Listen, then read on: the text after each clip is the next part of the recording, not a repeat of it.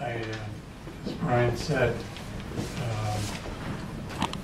at the previous hearing, we had a long presentation from the proponents. We had a lot of public testimony, and we ran out of time, so the board did not have a chance to comment, which is our preferred thing to put our questions out there. So first I'd ask my colleagues, is there's an electronic version of plans and things available, so at any point you want something projected, it can be put up on the screen. Anyone need a refresher?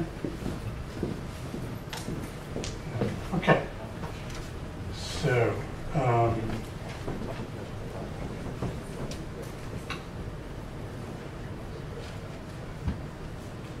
shall we just go down the row? Tom is out of town.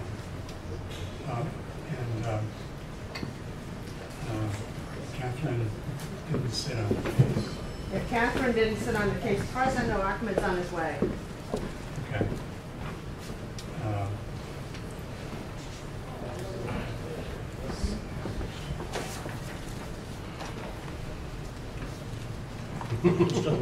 Yeah. Sure. I'd like that.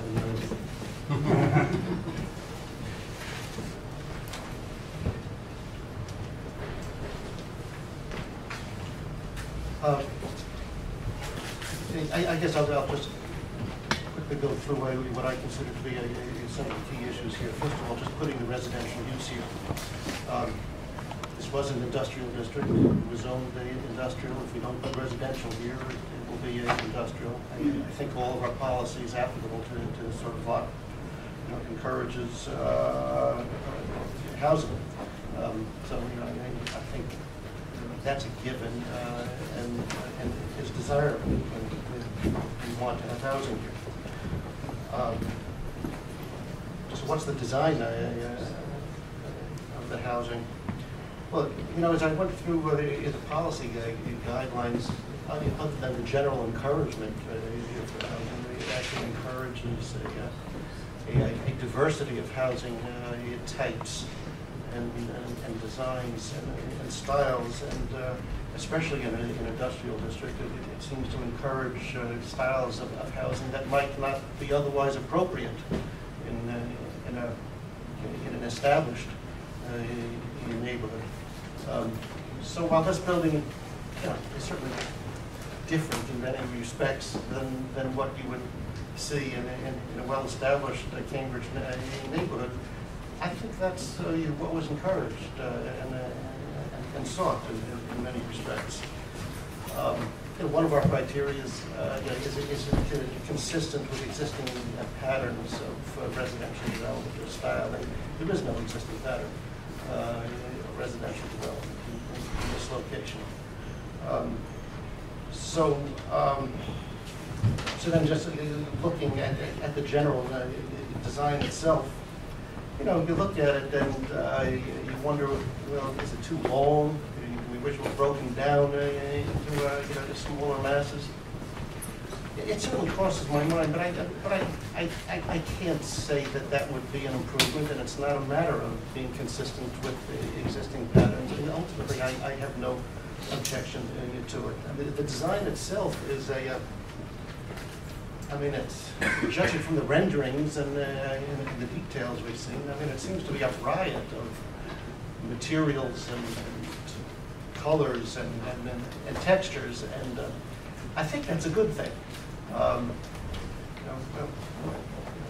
If and when we ever actually see it built, we'll know better whether that was a good thing. But I think, again, where we're encouraging diversity and where we don't have some sort of existing context that we have to be fitting into, I think that's a good thing. I mean, it looks interesting and colorful and lively, and that's what we're looking for, lively streetscapes. I mean, it's a location, frequently we look for retail to sort of generate that liveliness. I think we can agree that this really isn't a great location for retail. You know, I think the design, you know, will contribute a lot of vibrance to the location. You know, I kind of wish the setback were greater from the street and that there could be more landscaping up front. But, you know, you have to deal with the hand you're dealt, and it is a very shallow lot. I want to make sure I understand the landscaping really well to make sure that we're using that, you know, what setback we do have to best advantage with the landscaping. I think there was a reference at some point to the city agreeing to do some additional landscaping, planting trees across the street or something. I want to confirm that that's happening and it was part of the whole baked cake here. Then there's the street itself. Well, yeah, that is problematic, the street in a lot of respects. But again, this was a street in an industrial district. You know, this was zoned to permit residential. I do wish the city and the appropriate agencies of the city had taken greater initiative in designing and improving the street to be more appropriately accommodating to the very residential uses that were encouraged here. And I guess that's still something of an open subject. I saw the traffic and parking is going to recommend either an elimination of on-street parking or somehow limiting it to certain hours. And again, given the hand that we're dealt, I think that's necessary because the street simply isn't wide enough to accommodate two-way traffic plus on-street parking. So I do think it's necessary, and the question is it adequate? You know, I think the city should be doing improvements on the sidewalks and so forth, but those are city issues, and not the applicants. I think the applicant, correct me if I'm wrong, the applicant has agreed to extend the sidewalk, at least in front of this property, consistent with the sidewalk that's next door. And my sense is that's all that can be asked of the applicant here. I think there could be further conversations with the city about how to deal with the street, but I don't see holding the applicant hostage to those conversations with the city. So then ultimately we get to the usual primary concern in this and all other new projects in Cambridge, and that's traffic. And there's no question that the neighbors are right that there are traffic issues around here, Fresh Pond Parkway and the access roads to Fresh Pond and Union Parkway. But I think that is primarily a regional problem. Most of the traffic is generated by the regional demand outside of Cambridge. It's a bigger issue than can be dealt or addressed with here. I don't think that this project is going to generate enough traffic to have a material impact on the existing traffic. I do agree that when you break a neighborhood up into pieces and you look at each project, each project individually doesn't have an impact, but maybe a bunch of projects collectively do have an impact, and maybe that's a question worth investigating. But again, I don't think that this applicant should be held hostage to a longer-term look at that more global issue. So, I guess I'm speaking mostly in broad strokes rather than any of the details at this point. But certainly on the basis of the broad strokes, I think it's an interesting project, an appropriate project, a good project, and I would favor, again, subject to details which we could get into further.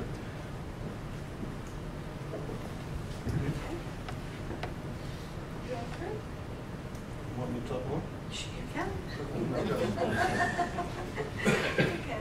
Well, I just have a couple in terms of details. I noticed noticed that some of the residents had talked about there being rooftop decks on some of the buildings, roof terraces, maybe green roofs. I thought that that would be a really good idea. They were concerned about visitor parking and trucks and loading and so forth. And I think that somebody had requested that that the parking report to be updated. I don't know if that's been done or not. The tree wells in the street, again, reiterating what you had said, Steve, I would like to see, that done across the street and also along, on the side of the street of the development also. I think you had mentioned that anyway in terms of landscaping. And one more thing, just in terms of details, the sidewalk, and this is the city's issue, I think. It's difficult for people with disabilities. Somebody had mentioned sidewalk requirements for Americans with disabilities and pedestrians on the sidewalks. So I think that needs to have a closer look. And again, I think that might be a city issue. So those are just a couple of, other than what you had said, those are just a couple of the details that I would say. Okay, thank you. Ted? Thank you. Well, I think Steve actually summarized many of my comments about the project. I actually think having residential on New Street makes a lot of sense. I think that its current status as some moribund, say that some old commercial properties and some new ones that are attracting just a small population. It's an undeveloped area, and I think that having residential in this place makes a lot of sense. It faces Danakey Park, so while there isn't setbacks, as Steve's commented, very great setbacks from the street, it is facing the park. It's right next to the shopping center. I think it is indeed a transit-oriented development. Even in a worst case, if people don't want to cut through the Fresh Pond Shopping Center, walking down New Street and then around and up to the Alewife subway, I think is still a lot shorter walk than many people in the city walk to get to a subway stop. I've gone very carefully through a lot of the opponents' comments and also the department's April comments, and it seems to me that this project really is in keeping with the various plans that were developed in the 80s, 90s, and aughts, and in keeping with the growth policy and the citywide rezoning. I mean, it is interesting, where in the 20-year span that CDD was looking at, we're 10 years into it, we're about halfway there, and we're about exactly half of the gross square footage that people envisioned for this neighborhood. Now, it is so far pretty much all residential rather than any commercial. And I think that may simply be how times have changed, and that the commercial perhaps is not all that viable within the city, and that the property is worth more as residential. But I think, in terms of gross square footage, we're probably right where we thought we'd be. Obviously traffic is a concern, but I think the reports, the traffic reports from the consultant from the city's department indicate, I think, really a pretty minimal impact. And yes, I understand the accumulation of all the minimal impacts, but this is one that's right beside a shopping center where you go from, you know, not a huge number of cars midday, midweek, till a weekend, you know, all day when the parking lot is just jammed and cars are going around Fresh Pond in and out all the time.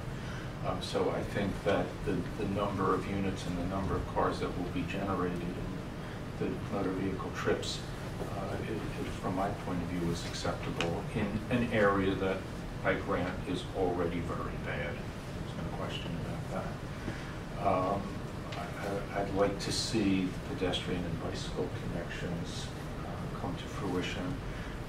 And sometime if, you know, the department has time to just put on a little slideshow for us, I'd really be curious about the proposed road that was once upon a time considered a 4-lane highway for New Street, and also the connector from the dead end of New Street through the tunnel to the T station.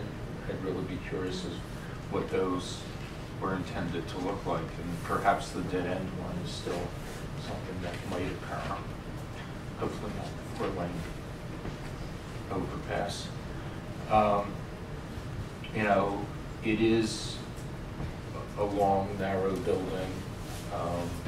It's certainly nicer, I think, than the existing smaller building, and I think there have been attempts to break it up. But it is backing behind this shopping center, a strip mall shopping center, and by the train line. And I think if, as the plans show, it will be attractive on what hopes is going to be the pedestrian and bike path, and that will be an improvement over what is there now facing a beautiful park. I think that actually visually it will be an improvement, a vast improvement over what's there. You know, I would like to make sure that they comply with, you know, traffic and parking's requests, requirements of that all the cars for occupants and visitors be maintained on the lot, or if not, what the possibility is for using either the Danahee parking lot or the shopping center's parking lot, which was discussed. So those are really my comments about the project. Hugh, could I just ask a quick question? Are we supposed to get an updated parking report, parking and traffic report from the city or not? I don't remember. Well, this is our first discussion of the project, so okay. We can ask for it to be updated. Okay. I didn't know whether it had come and I just didn't get it, or... No, I mean, Okay. Thank you. Thanks.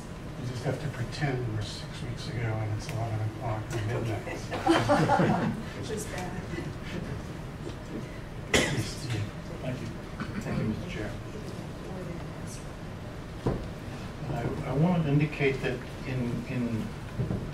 as Steve Cohen indicated, and also as other colleagues indicated, what we've got planned for there fits even way back with the Ailway Revitalization Planning and Zoning. The first industrial zoning district to permit housing as a conditional use. And then when we get into the Cambridge growth policy, we're talking about assumptions and goals, which include decent and affordable housing, vibrant economy. The Concord-Alewife plan looks for a balance of mixed uses, perhaps less commercial development and more residential development. And a very interesting phrase in the Concord-Alewife plan is a primary reason for this approach was to provide more opportunities to both live and work in Cambridge, which reduces reliance on single occupancy auto travel over the long term. It calls for improving the pedestrian links to Danahee Park and Alewife. Then we get into the pathway overlay, which is looking after the bicycle path, which I think is an important part of this. And then the other citywide planning initiative is the inclusionary zoning. There's all these parts are there, but there's a glue that's somehow keeping the integration of New Street with the bicycle path, with the shopping center, with Alewife. And I don't think it's a complete streets issue, which is the new talk about walkable, livable streets, although it may be. But it seems like all the stuff is there, but it's not yet, all the dots are not connected on it. And maybe in some parts we can't. It's going to be impossible to do that. But I think we need to begin to think very, very hard about how the owner of the shopping center can be helpful and can be a good citizen. And I'm not sure that we've asked very much there. And it could be that we need to get in there and start asking some questions about providing pedestrian right-of-way and helping us move pedestrians in a safe way and and way from this housing over to the bridge that goes to Alewife. It could be that there's just, we need to move some pieces into place that aren't yet into place. And one of the ways that this happens, Jeff, I wanted to mention this to you. I know that throughout the city planners are attached to certain neighborhoods, and they bring those neighborhoods together on an occasional basis. And I saw this happen in some of the neighborhoods that I've lived in. It seems like that's a good place for residents to begin to knit together those issues and to use the staff expertise at Community Development Department to begin to identify how do we now make that an urban area with essentially complete streets. Okay. And the last piece that I wanted to review was to go over the design review report from staff, and I want to just have people remember that the first phase did not require a special permit and was thus not subject to review by the board. The staff goes on to report the parking is better screened than other projects with higher water tables. The roof line has some variation. It uses roof decks and trellises to break it up. Creating a landscape front setback is recommended. How do you prevent the monotonous, bland, or homogeneous feeling? Color, different materials, balconies, enliven the facades. And also careful placement of exhaust vents or mechanical features that will show on the facade. So I feel like this proponent has come in doing exactly what the city has asked within all of our planning, and I think this project is good to go. With the caveat that I do urge the residents in the area to begin to engage community development at these very local meetings. And I've seen them, Jeff. They're wonderful meetings. It's as close to the grassroots as you can get, and people are able to in a facilitated environment, talk about what they want to have happen over the long run. And I think that's a great place for activists to be. Thank you. Yes, and I concur. All my points have been made through my colleagues. And I do also second on Steve that this project is good to go. Absolutely. Look what's there now.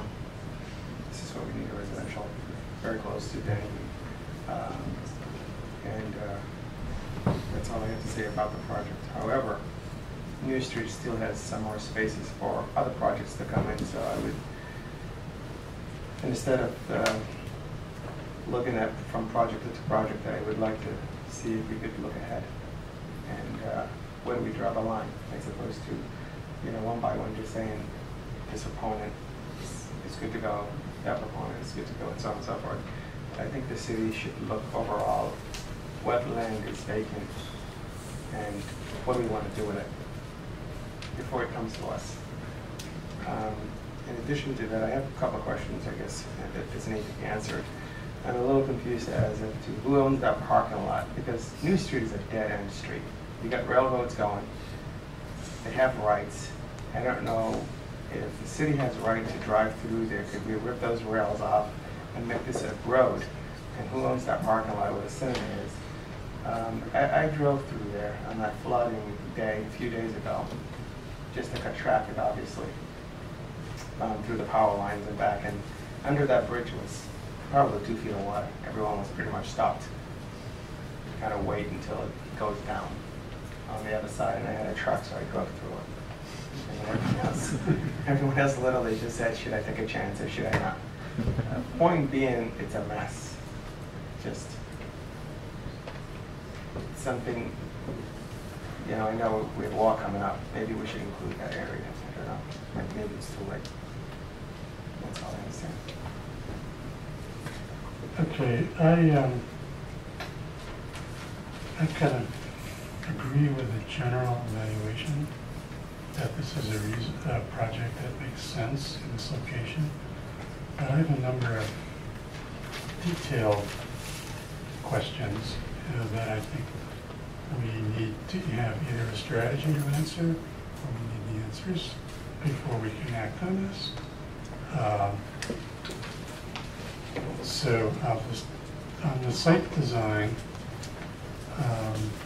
there's a screening planting planted by on the west side of the lot, or the northwest side, screening the parking from the future pedestrian path. I don't believe there's room there. There's some of the planting beds are like a foot wide between your retaining wall and the property line.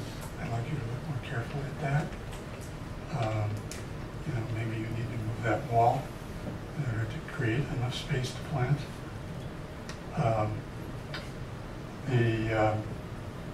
I think you need to designate where connections can be made from this site onto the path without using stairs. That was part of the traffic transportation department. Yeah, I know there's a problem with the auto body shop having a little piece of land behind yours. You know, maybe you say, well, if the city can get that parcel for a connection, we can then extend it on our property. But I think it's important to make those connections. Then there isn't much parking on New Street. There's going to be less after traffic and parking recommendations are adopted. And what parking there is should be devoted entirely to the park, in my opinion. So I think you need to look at how many of the parking spaces that you have should be designated for visitors. The opinion of traffic and parking is the total number is adequate for the project, but I think it should be clearer which ones are going to be marked as visitor places. And I think we want to make sure we have enough visitor places marked. They also might be time of day, you know, might be visitors up to 9 o'clock at night, and then after that, some of them could be turned over for residents. Some plan needs to be made. Also, in visitor bike parking, you have 10 spaces. I'd like you to designate an area where you could put in additional visitor bike parking spaces if the 10 are insufficient. You know, sorry, I just need that. Then on the design of the building, one of the most interesting comments at our hearing was when we talked to the people who ran the loading dock at Whole Foods, and the spreadsheet related that they essentially have pretty much a 24-hour operation there. And so I think you need to have an acoustic study made to indicate what kind of noise emanates from that property. And if it is such noise that would be unacceptable to your residents, then you need to take measures such as acoustic windows so as to avoid future conflicts. I don't want to see Whole Foods go away. I don't think one apartment building complaining is going to make them go away, but I'd like to have good neighbors. And one of our criteria is the consistency with other existing uses.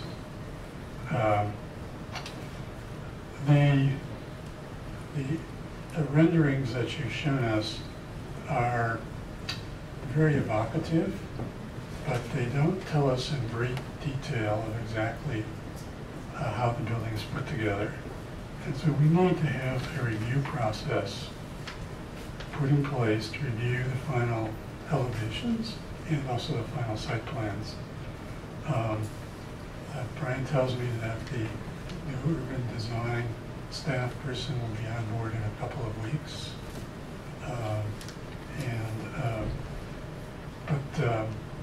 This is a very soft presentation, and I think we need harder stuff to be reviewed. I think it should be reviewed at the staff level, and then if the staff has any questions, it might get brought to the board by the staff. And I'd like to make sure that you've shown all your mechanical equipment, all of your penthouses, all that other stuff. It should be clearly delineated so we know what to expect. I learned to my colleagues that there was a revised unit mix presented at the hearing by the proponent, which, as I recollect, added some 3-bedroom units. 15. Right, a significant number. And I'm assuming that we think that's a good idea. Yes. On New Street, I think I want to see some cross sections that prove to me that you can plant the street trees on your side of the street that you're planning to plant, that there's room to do it. It seems like my colleagues are saying we shouldn't withhold approval of this project until New Street is rebuilt and perfect. What the staff is recommending is that they're essentially, as properties get redeveloped, the sidewalks and pedestrian and facilities get upgraded parcel by parcel, just as you are upgrading your parcel and did upgrade the previous parcel you built. But I think there needs to be interim actions down on the south end of the street to enhance pedestrian and bike safety. And those might be paint, clearly delineating. There is on the opposite side of the street, you can see that there's kind of a pedestrian path there. It goes up and down and then kind of disappears in a couple of the properties, but it's not. There aren't curves. It's not well delineated. If it were better delineated, it might be better. Now, I'm not the traffic expert. I'm looking now at the two particular traffic experts in the room, 3, I guess, counting me.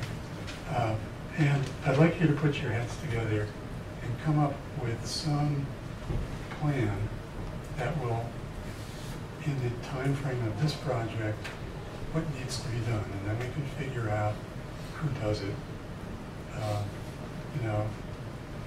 But I think if it's, a few $1,000s worth of painting, maybe you paint it the first time and the city maintains it after that. I think there are things that can be done that will have some impact now. I think the planning for the wider street with the bike lanes is really an important thing. And so I'd like to have a progress report from the city on where that stands before we vote on this. I'd also like to have some idea of what happens to New Street when the shopping center is redeveloped. based on what they're doing with the facade of the office building, it appears they're not about to tear that building down.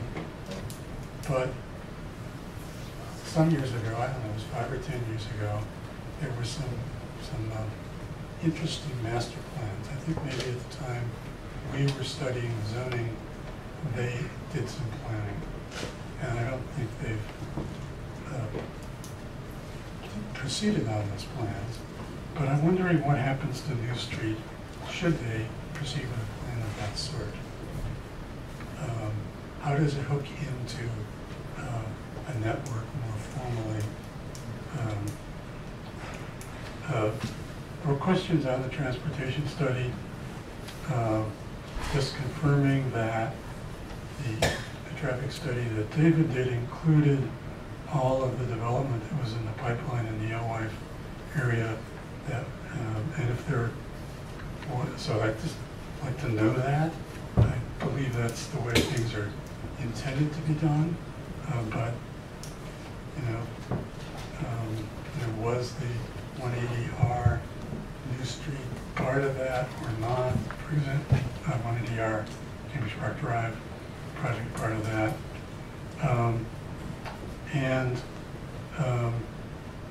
Someone suggested that the minor changes in the unit mix would alter the conclusions of the traffic study. I don't think that's true, but a formal response on that question would be helpful. So those are the things that I think should come back to us. And are there other items that other people would like to see? Emmett? Thank you, Mr. Chairman. There's one point that I forgot at the time. It was a little tense thing here, so I couldn't really think about it. But I did agree. I think some of the abutters for Fresh One Alliance had made a good point of enlarging or taking a land from the park, Danby Park, to widen up the sidewalk as opposed to the proponents. And I would like to see what the outcome of that was. If it was worth the investment, had they give up the 5 feet, whatever it was, as opposed to going across the street and taking it from the public park. Why don't you do that? Why don't you take the land and go like that? Excuse me. We'd ask that you listen to us and not make comments. So I think that's part of the report on New Street. Yeah, I was just wondering how my colleagues felt about the green roof idea, or I noticed that one of the buildings looks like it has some greenery in the top of it, the taller one on the front page. But I was wondering, I mean, there's so many rooftops there. I was wondering, if that would be nice to have like a little, more green up there, and maybe a little place for people to sit, or I don't know. I didn't know how other people on the board felt about that in terms of detailing. So I'm looking at drawing E4 that shows that roof deck area. It's a relatively small area, and I don't see an indication of other greenery features. You might then respond to that question as part of the questions we're presenting to you. Also, the elevations, actually, there's 2 elevations, one with roof deck and one without roof deck, and so I'm not clear what's being proposed.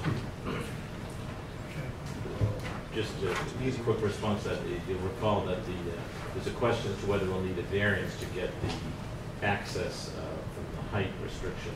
So that's why we showed it both ways on the roof. We're still working with ISD to the elevator in the head house would exceed the height limit. So in order to have the roof deck, it needs to be accessible. So we're in the midst of trying to figure what ISD's interpretation is these days on these head houses. Well, it's fair to say that it's something you'd like to do. Yes. Oh, good. So it may be that if and when we pass a resolution on this matter, that we would make a recommendation to the BZA as to read it. Okay, thank you. Okay, do we have an idea of when this will next come before the board? I would guess we would look at either probably September 16th or October 7th, Liza, unless you...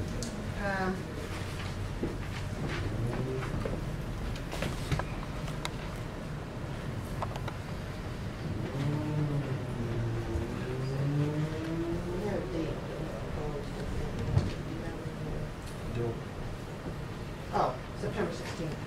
September 16th? Okay, is that enough time for you to respond to these questions? Yeah. And we will need a formal extension. Okay. So we'd like to have that extension request right now. Yes, please. And also, you understand that you have, you're willing to be heard by a 6-member board because Tom, who was in the original hearing, wasn't able to be here tonight.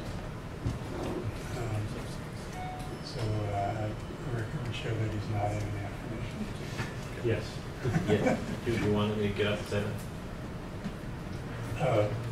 Sure. Okay. Mr. Chairman, James Rafferty on behalf of the applicant, and we would request an extension be allowed for the issuance of the time for the issuance of a decision, and similarly we would state that the applicant is waiving its right to have the matter decided by 7 members and would proceed with the 6 members that are participating this evening. Okay, thank you. Liza, what date would you like that extension to be, assuming we acted on the 16th? What's the last day of September? 30th. September 30th? September 30th? Okay. So, there's a motion to, yeah. I just want to remind the proponent that if you can get any new materials to Liza as early as possible so that we and all the abutters and all the people in the hearings can get to see them well in advance of the September 16th date so that we will have time to review them and comment. But I think we would expect that you be working directly with the people who have come here and expressed their interest in the project and be able to show them your responses, early in September, so they have a chance to evaluate them and comment on them on the 16th. Yes. Okay, so there was a motion which got interrupted by that. Is there a second to that motion, which is the extension of the date to September 30th? So moved. Actually, you'll be the second. I'll second. Okay. On the motion, all those in favor of the extension? Okay, all members voting in favor. Okay, that's going to conclude our discussion of this matter tonight. And we'll be moving on to the next item on the agenda. Chair, may I ask, will you allow any additional public comment on this project as time goes on tonight or future meetings? Or do you Yes. have to respond in writing to? Well, if new information comes forward as we've requested, then the public will have an opportunity to comment on that on the 16th. And of course, you can always write us, email us.